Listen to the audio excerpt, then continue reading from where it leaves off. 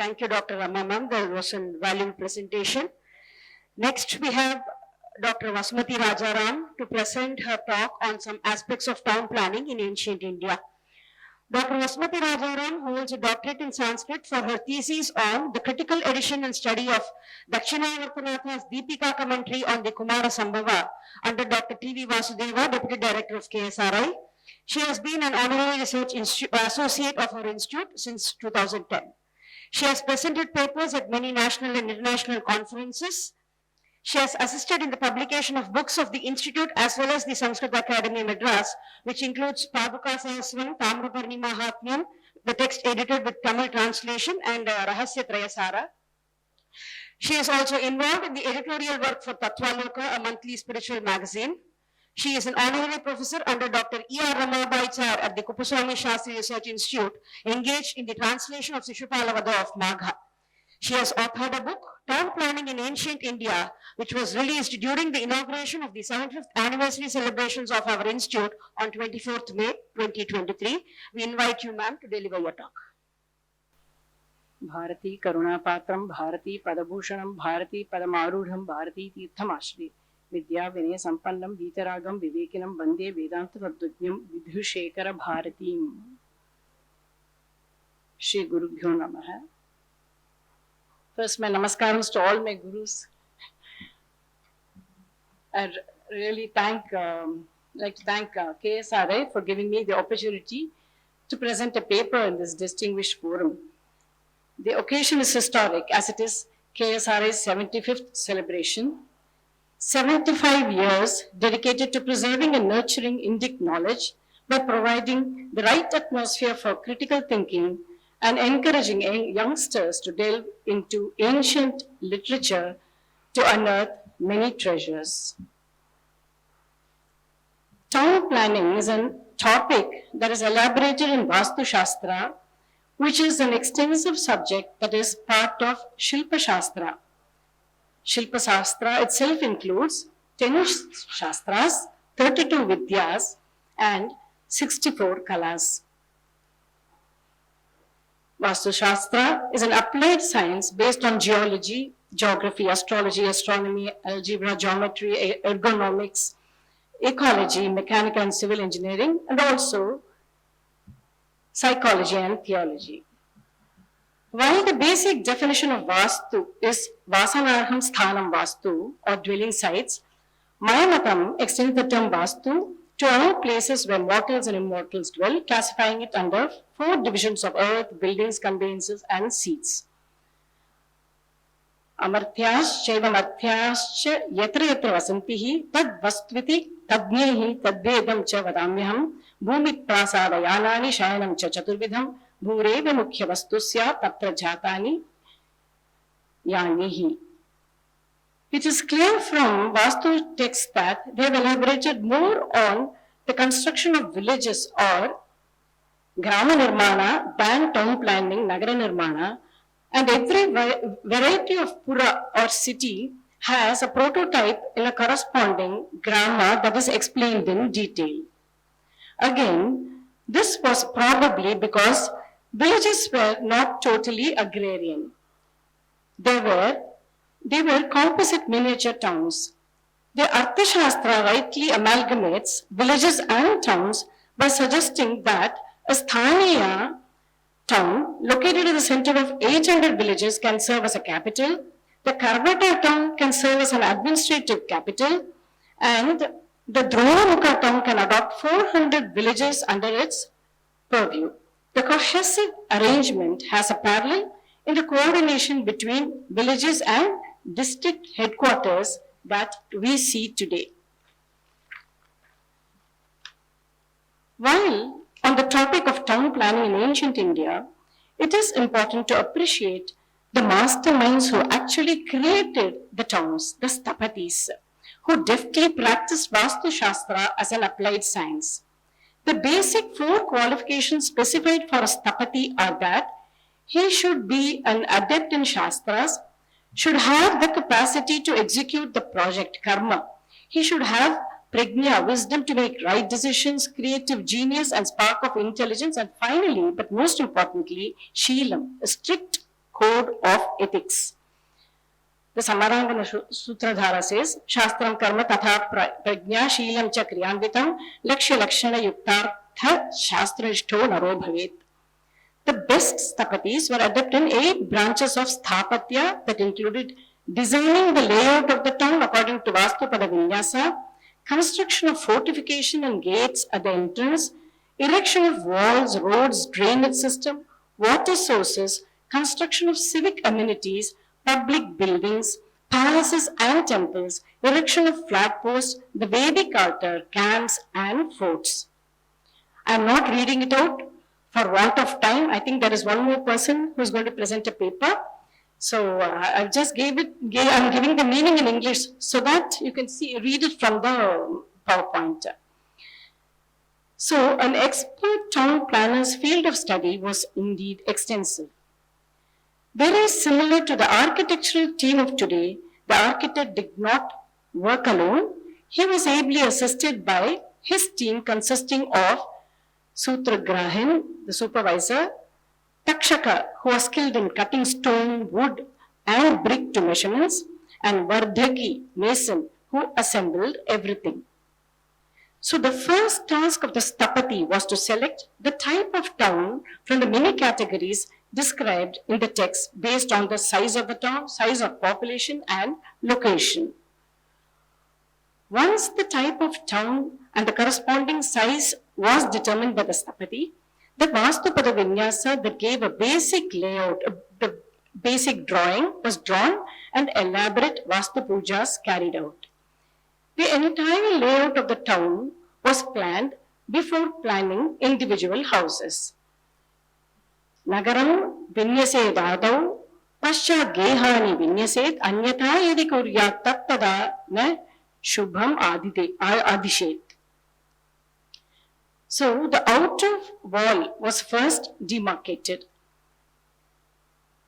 and moats dug beyond that. 3 moats were generally dug. The soil dug out was wisely used to later build the lower part of the city walls. The outer city wall was built with provisions for Gopura, the main Dwara, fortifications at the entrance with turrets, watchtowers, armory for storing arsenal and a temple. The internal layout was then drawn with layout of roads conforming to folk planning. While planning roads, provision was made for draining the water used in the city to the moat built outside the city. The Sangamira epic, Manimekalai, vividly describes the entrance into the city, indicating that this specification of the text was in practice during that period. The temple, royal palace, and public buildings like court, assembly halls, and so on were also planned, and inner roads were wider than the roads at the periphery. The Shukra Niti Sara recommends a study of the whole ecosystem where biodiversity, green cover, adequate fodder and fuel, navigable waterways are included as a prerequisite to the selection of the site for a capital city. Nana vriksha latakirne cha pushpa pakshi ganavrute subrihad udak dhanye trikhashta sukhe tatha सिंधुनौ गमाकूले नातिदूर महीधरे सुरम्य समभूत देशे राजधानीं प्रकल्पयेत्. All the Vastu texts converge on standard parameters for Bhu Pariksha or soil testing. This involves analysis of contour, color, order, feature, sound, taste, and touch respectively. Only this test will lead them to the next step, namely measurement and demarcation of site. And the text on Vastu Vidya also specifies similar characteristics on land unfit for construction. To quote Manasara, it's in the 4th chapter, 21 to 39, again, the soil should not be covered with ashes, charcoal, skulls, bones, husks, pointed objects, gravel, and limestone and cavities. It should not have thorny trees. Bitter and salty soil should be avoided. In terms of sound, land that has the sound of jackal, camel, dog, or donkey, or torrent should be rejected. So, the first physical examination helped to determine if the site was impure, barren, hollow, infertile, or contained minerals that may affect the stability of the ground. The presence of ashes, husks, and bones were pointers to a past disaster through fire, flood, and land prone to such disasters were carefully avoided. Vastu texts recommend a few tests to check solidity, and we will see one test as in Mayamatam. A pit 1 cubit size should be dug and it should be filled again with the same soil. During refill, if the soil is not enough, it is unfit. If it is just sufficient to fill it to the brim, it is acceptable. If there is excess soil after filling the pit, the site is ideal for construction. Soil quality was thus one of the determinants for selecting the location of the town.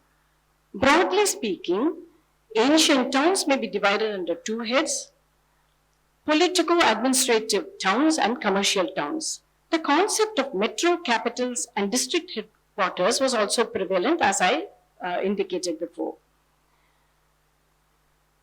And the Amarakosha gives a definition. It says there is a division into Nagara and Mula Nagara and Mukhya Nagara. Anyattu en Mula Nagarat Puram. And the commentary's explanation is Shakheva Nagaram. The Nagara is defined as a heavily populated, well-developed town with temples, artisans, skilled workers and traders. Janehe parivratam kraya vikrayadibihi anekajati samyuktam karmakaraihi samanvitam sarva daivata samyuktam nagaram chabidiyati. Towns situated on the seashore or riverbanks became commercial capitals called Pattanam. And more specifically, Kamikagama defines a Pattanam as a town inhabited by all professionals with influx of visitors from other countries. Kraya Vikraya Samyuktam Abdi Tira Samashritam Deshantarehi Gataihi Janaihi Nana Jatibhiranvitam Pattanam Tat Samakhyatam Vaishir Adhyushitam. A striking example of a Pattanam situated at the point where River Kaveri meets the sea is Kaveri Pumpattinam in Tamil Nadu. Another example of a trading port situated along the seaside or on the bank of a river is the Karmuka Nagaram. The city shaped like a Karmuka or bow is said to bring prosperity to the king. If the town had a strategic positioning, then a fortified city was built. An example of this is the Prastara Nagara. Built along the lines of a Prastara Grama or village, this is a well-protected fortified city with multi-level entry gates within the city. Even Pataliputra had multi-level gates within the city. There were cities that were built to settle and promote native industries. The Chaturmukha town was exclusively built for the people with no palace or fort, where trading was an important means of livelihood. There was a clear plan on the layout for shops. The east for shops dealing in grains, or what we should now call groceries, gold and silver in the south, clothing in the west, and clothing and perfumery in the north.